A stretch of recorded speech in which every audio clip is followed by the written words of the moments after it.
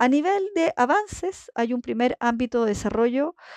que es transversal y en el cual los distintos países han buscado avanzar. Y este dice relación con las articulaciones. Los distintos países han buscado desplegar iniciativas, proyectos, políticas incluso, que busquen mejorar las articulaciones que se dan a nivel horizontal, es decir, en un mismo nivel, pero que remiten a distintos contextos de aprendizaje, y las articulaciones que se dan de manera vertical y que remiten a las articulaciones que se dan entre los niveles. ¿Qué experiencias encontramos? Encontramos el despliegue de mecanismos de reconocimiento de aprendizajes previos, articulaciones específicas entre la educación secundaria y la educación superior y terciaria, así como también el despliegue de marcos de cualificaciones que algunos países han logrado y han buscado avanzar, y también conglomerados de países que han intentado avanzar en marcos de cualificaciones comunes y que permiten el tránsito de las personas por la educación técnico-profesional y la formación técnico-profesional de manera más fluida. Otro ámbito de desarrollo ha sido la mejora de las condiciones y mecanismos de acceso.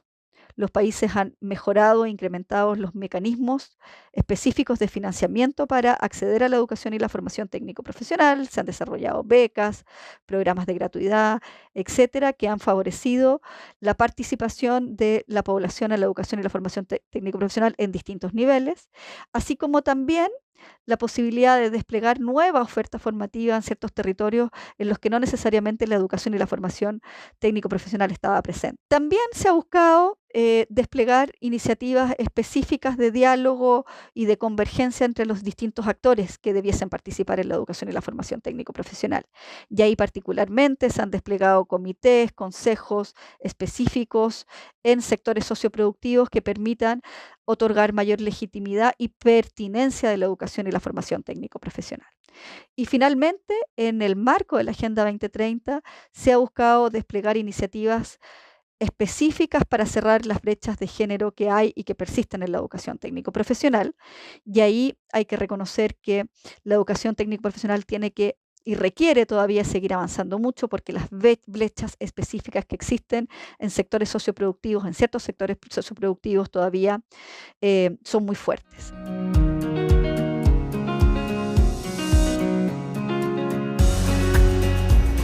Uno de los principales desafíos y que ha sido transversal es seguir avanzando en la definición de ciertos criterios de calidad específicos para la educación y la formación técnico-profesional. Las políticas y los análisis en torno a las políticas reconocen que hay una cierta ambivalencia respecto de cuáles son los fines y propósitos formativos de la educación y la formación técnico-profesional, y por lo tanto todavía es necesario seguir avanzando en esa materia, así como también en el fortalecimiento de los currículum específicos que permitan reconocer de mejor manera cuáles son esas competencias y capacidades que le vamos a exigir a la educación y la formación técnico-profesional. Un segundo ámbito de desarrollo, y que también es muy relevante y que ha estado ausente en las políticas, dice relación con particularmente el desarrollo profesional docente. No han habido políticas en Latinoamérica que hayan abordado el desarrollo de las competencias pedagógicas y disciplinares específicas que se requieren en educación y formación técnico-profesional, y por lo tanto es un ámbito en el que los distintos países tienen que avanzar, puesto que es un anclaje específico que favorece y que permite aprendizajes adecuados. Y finalmente, es necesario seguir avanzando en materia de acceso igualitario. Se requiere seguir avanzando, desplegar políticas específicas para que los distintos grupos que han estado tradicionalmente excluidos de la educación y la formación técnico-profesional puedan acceder y tener un tránsito virtuoso por esta educación y formación particular. La colega María José Valdebenito respecto a digamos, a los avances que se ha tenido en la región y también a su vez que esos avances se convierten en mismos desafíos. Es verdad, hemos caminado en procesos de articulación en los diferentes países con diferencias entre los países. Eso también implica un desafío adicional. Se ha mejorado en términos de el financiamiento para la educación y la formación técnica profesional. Nuestros países también han avanzado en temas de inclusión social, es decir, mayor participación de mujeres y algunas otras poblaciones que habían estado rezagadas en términos de acceso a la educación y formación técnica profesional, se ha avanzado en marcos de cualificación, etcétera. Pero resulta ser que esos avances, a su vez, son también los desafíos, porque debemos de dar pasos todavía mucho más adelante. Nosotros en Costa Rica, en los últimos 6 años y particularmente los 5,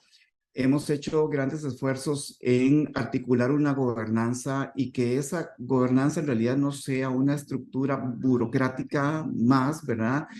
Directamente relacionada al gobierno y que se interprete por parte de los sectores que en realidad eso entorpece, sino que sea una gobernanza tripartita con participación de sectores sociales, productivos y desde la política pública liderada por el Estado. A mí me parece que eso es fundamental fortalecerlo en todos nuestros países porque la educación y la formación técnica profesional, eh, eh, con alguna diferencia respecto a otros subsistemas educativos, este proceso está directamente relacionado con el sector productivo. Es decir, que las demandas que tienen los diferentes sectores respecto a los perfiles de empleabilidad, el sistema educativo debe de entenderlos muy bien y debe de tenerlos muy claro. Pero además de la participación del sector productivo, la participación de los sectores sociales se vuelve fundamental en esto, para que la política pública que se construya sea una política pública que efectivamente responda a las necesidades del sector productivo, que responda también al ideal país del sistema educativo, pero que también garantice los derechos de las personas trabajadoras que luego se integrarán a estos diversos sectores productivos, además de fortalecer, por supuesto, que el emprendimiento, que en eso la educación y la formación técnica profesional tiene una oportunidad muy grande. Nuestros países, por excelencia, son países donde su economía está movida por las micro y pequeñas empresas. Entonces, el fortalecer capacidades de emprendimiento en esto me parece que es fundamental. A manera de ejemplo, puedo contarles que en nuestro país, en los últimos 5 años, estructuramos una gobernanza compuesta por varias estructuras, pero básicamente lideradas por un sistema nacional de la educación y la formación técnica profesional con participación tripartita, de manera tal que las universidades, los institutos de formación, la educación pública media y también las empresas y los sectores sociales puedan discutir desde aspectos tan complejos como el diseño curricular, que no solo debe de abordarse desde la academia, sino también con participación de los sectores a través de construcción de estándares de cualificación, por ejemplo, para un marco de cualificaciones y con participación social que garantice que esas personas que se integran a los diferentes sectores productivos se les respete sus derechos. Bueno, y eso nos ha permitido ir articulando luego un sistema nacional de empleo, un marco nacional de cualificaciones de la educación y formación técnica profesional y crear una ley en nuestro país que permite el desarrollo de la educación técnica profesional en modalidad dual, que en estos tiempos me parece también que es una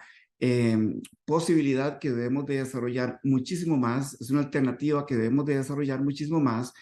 en vista de que esa alternancia, ese vínculo entre la formación profesional y lo que sucede en las empresas a diario es fundamental para que entonces la propuesta educativa en realidad responda con esas demandas de los sectores.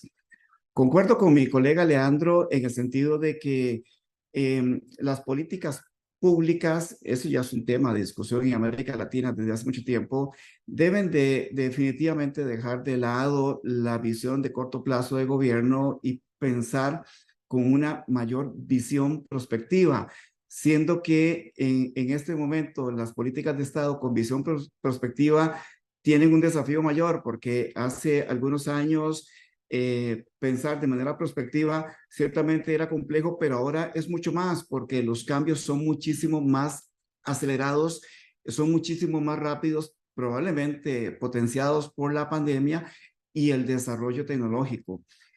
Antes de pandemia, en los diferentes sistemas educativos en América Latina ya veníamos conversando de que era el momento oportuno para dar pasos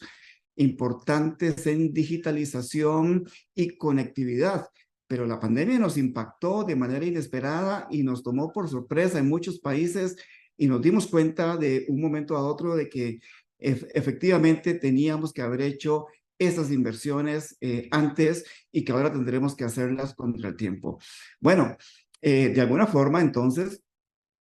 la pandemia promovió que esos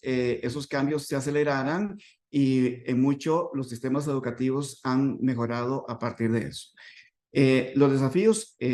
como decía, que vienen por delante, en realidad son los mismos que ya hemos tenido, solo que ahora tenemos de alguna forma la oportunidad también de poder impactar en el menor tiempo posible. Yo considero que la actualización curricular que la educación y la formación técnica profesional necesita debe de hacerse con insumos que también el sector productivo pueda aportar para que entonces la política pública en ese sentido responda a esas demandas. A manera de ejemplo, en Costa Rica implementamos desde hace un par de años una carrera técnica en el nivel de la educación secundaria de inteligencia artificial.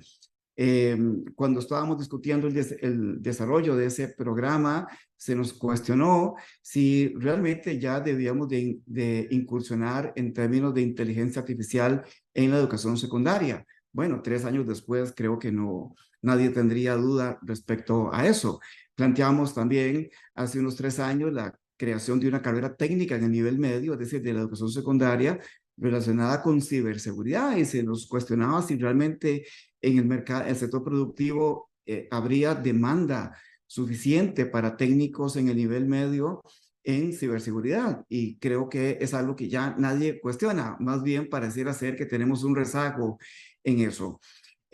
Ciertamente los desafíos son complejos, pero los desafíos también significan oportunidades. Una de las grandes fortalezas de nuestra región es la diversidad. Somos muchos países que compartimos aspectos en común, pero también somos sociedades distintas, entonces nos convierten como una gran región con toda esa diversidad en un potencial generador de muchísimas oportunidades. La riqueza de nuestros países está basada en los recursos naturales y en el talento de sus personas. Esas son nuestras más grandes riquezas y probablemente de cara a los desafíos que viene, al cambio climático y las cosas que enfrentaremos en los siguientes años, justamente esas oportunidades y esas ventajas que tenemos nos pueden hacer muy competitivos, ¿verdad? En función de lo que está ocurriendo en otras latitudes. Bueno, muchas gracias, Pablo, por complementar, digamos, la mirada desde Costa Rica, desde tu país, de cómo vislumbras estos desafíos. Claramente hay algunas coincidencias y otras que tienen que ver con particulares propias y los avances que ustedes tuvieron allí desde Costa Rica. Ahí me quedo también con la idea de cómo están marcando este tema de la flexibilidad de las políticas y cómo las transformaciones, en este caso, bueno, vos decías, tensionan, digamos, ahí las políticas para que reaccionen e incorporen, digamos, estas transformaciones. Bueno, finalmente nos queda el panorama de educación de género. Ahí tenemos a la autora del panorama, es Carolina Muñoz Rojas. Vamos a pasar un video con esta también, identificación de tendencias y desafíos, y luego le vamos a dar la palabra a Mirta para que reaccione.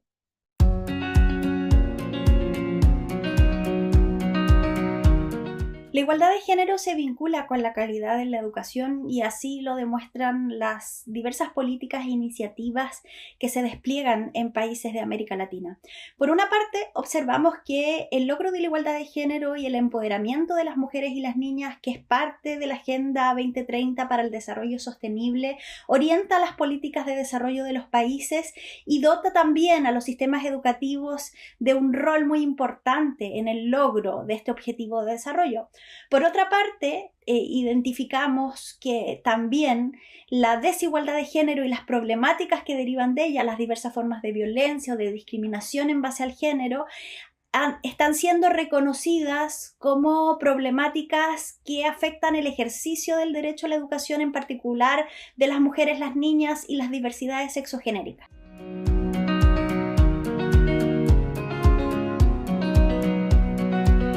Podemos identificar al menos 3 grandes aspectos que quisiera comentarles. Por una parte, hay un avance importante en términos de marcos normativos y este aspecto destaca también en otros ámbitos de la igualdad de género en América Latina. Vamos a observar que los países han avanzado en la suscripción y ratificación de convenios internacionales como,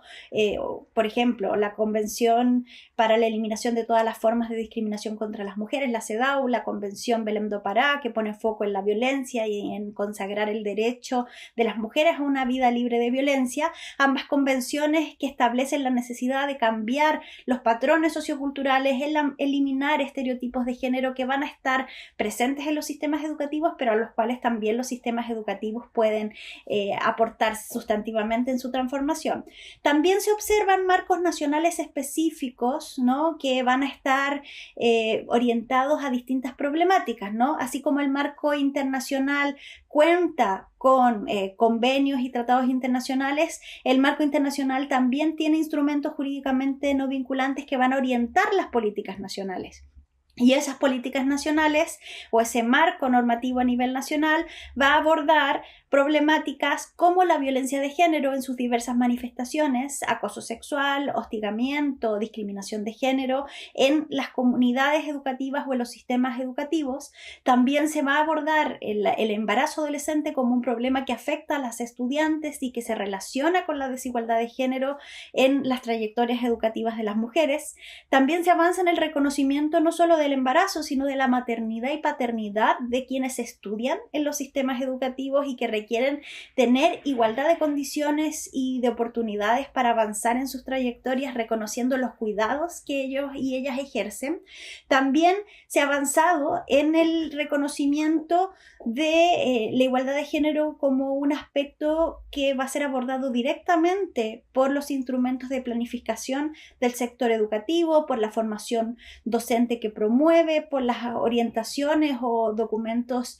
estratégicos con foco en los distintos niveles educativos.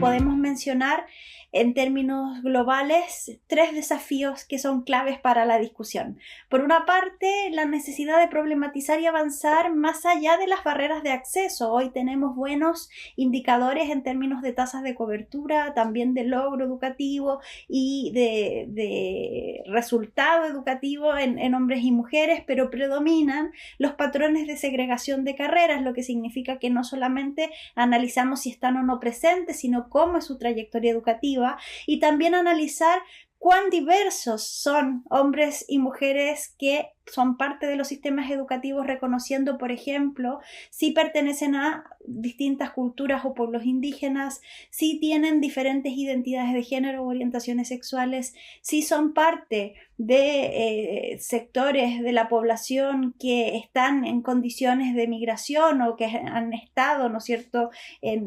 siendo parte de flujos migratorios en la región. Por otra parte, necesitamos también analizar la violencia no solo como un problema de convivencia dentro de las comunidades, sino como un problema social al cual los sistemas educativos pueden contribuir, formando ciudadanos y ciudadanas que aportan en una mayor igualdad de género, pero sobre todo en la erradicación de las violencias y en la erradicación de las violencias contra las mujeres y contra las diversidades sexogenéricas. No es solamente un problema que afecta a estudiantes dentro de sus comunidades educativas, también al personal docente y administrativo, es un problema social al cual las comunidades educativas están llamadas a responder. Finalmente, mencionar que un aspecto muy importante que es necesario analizar son las resistencias que se enfrentan dentro de las comunidades, por ejemplo, resistencias a abordar temáticas como la educación sexual integral, como la desigualdad de género, como la discriminación contra personas de las diversidades sexogenéricas,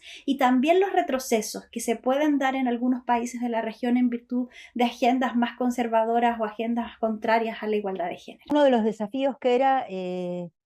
pensar en la violencia más allá de la convivencia escolar. Esto me parece fundamental. Nosotros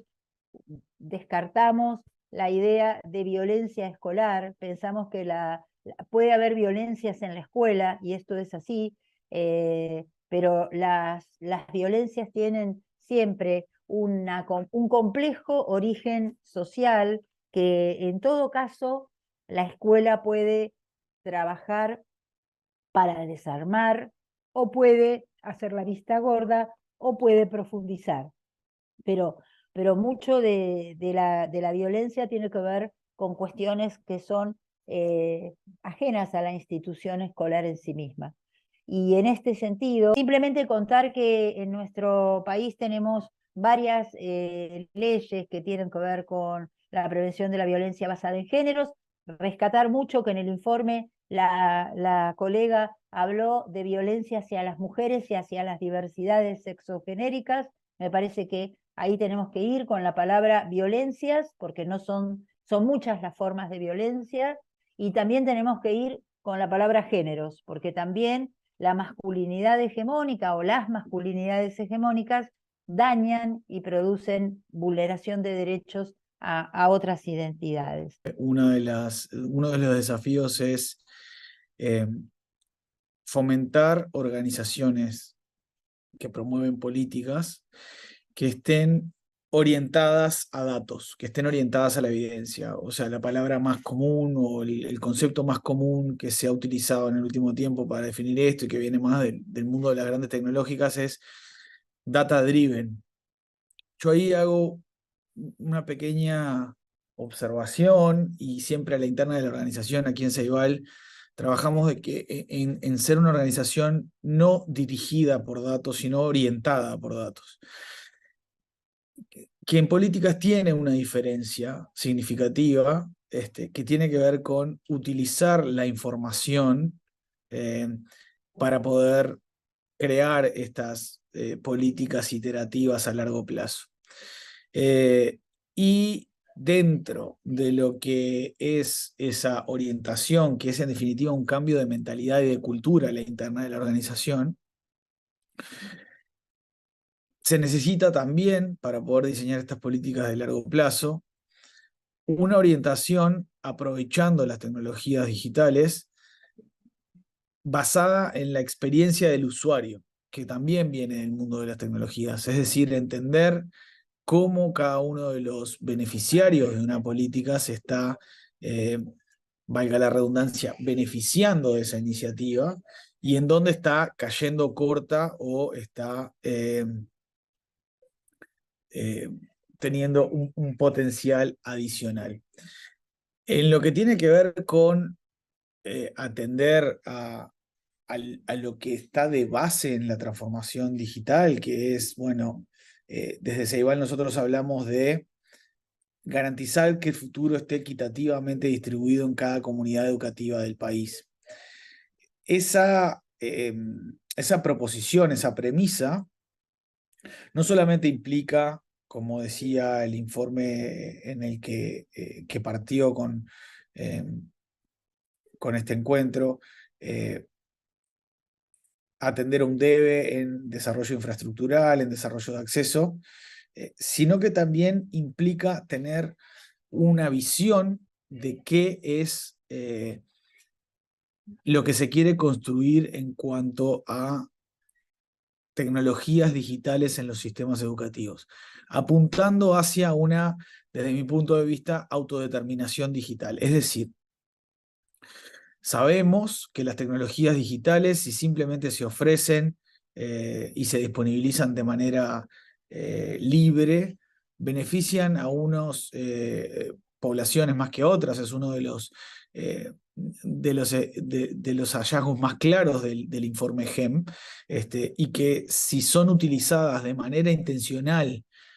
por una comunidad entregan resultados muy favorables, pero para eso tiene que haber una intencionalidad y una visión. En definitiva, lo que esto implica es trabajar en una visión de largo plazo en lo que yo llamo soberanía digital o autodeterminación digital, que es desplegar tecnologías digitales de tal manera que favorezcan que cada sistema educativo pueda, hasta cierto punto y dentro de las posibilidades de una tecnología que tiene alcance global, un control, una interoperabilidad y un desarrollo que fomente los aprendizajes y las habilidades dentro de cada sistema educativo y que no sea un bloqueo, un obstáculo o una potencial catástrofe una vez que uno depende de infraestructuras tercerizadas. Yo creo que por ahí vienen los desafíos y eso implica, bueno, formar de manera masiva a los actores y a las personas vinculadas en educación en estas áreas, formar talento, formar equipos interdisciplinarios que puedan proveer estos servicios y además tener una cultura de la actualización permanente para ver qué es lo que se viene, cómo va a impactar en educación y cómo podemos hacer que efectivamente esté equitativamente distribuido en cada comunidad educativa de cada país.